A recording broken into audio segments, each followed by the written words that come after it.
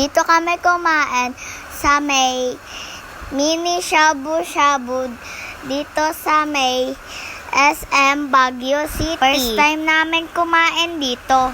Kami ni Daddy, dalawang magkatabi. Yan nga, sinerve na sa amin yung order namin. Talagang nakakatakam yung pagkain dito. Dalawang hotpot nga yung in-order namin. Isa sa amin ni Daddy at isa kay ate at mami. At yan nga si kuya waiter nagsaserve sa amin. Una nga, hinintay kumulo yung sabaw bago ilagay yung pampalasa. At ayan na, nilagay na ni kuya yung pampalasa sa sabaw. At ayan na, nilagay na nga ni ate yung noodles sa kumukulo na sabaw. Inumpisahan na nga ni kuya halu-haluin ang mga pampalasa na ihahalo sa sabaw. Habang ginagawa yan ni kuya, ako'y natatakam na. At si Daddy din mukhang gutom na. At di na din makapaghintay si ate at mami.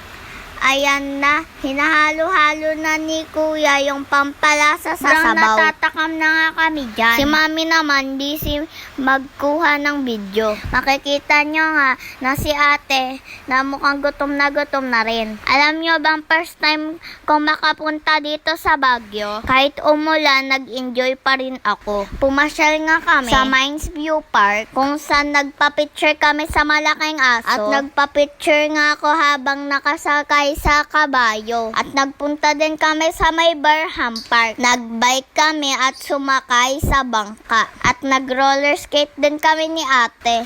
Kahit di kami marunong mag-roller skate ni ate, pinilit pa rin namin mag-roller skate.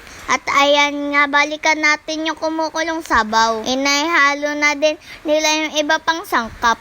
Ako'y takam na hindi na ako makapaghintay sa pagkain. Ayan nga, inumpisahan na nga ni kuya. Halu-haluin yung itlog tapos ilalagay sa sabaw. Inumpisahan na nga ni Daddy ilagay yung seafood sa may kumukulong sabaw. Mukhang di na din makapaghintay si Daddy dahil gutom na rin siya. Muulan na nga ng araw na yan, kaya dyan namin na isipan kumain. Ang tagal pala lutuin ng ibang sangkap.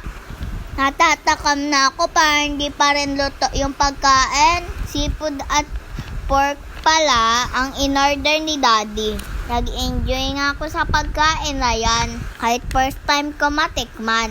Si ate din mas lalong nag-enjoy. Halos maubusan niya na si mami. Pagkatapos nga namin kumain dito, nagpunta kami sa Lion's Head. Bumili nga kami ng strawberry na taho at strawberry na ice cream. At syempre, hindi mawawala yung picture taking. Bye-bye!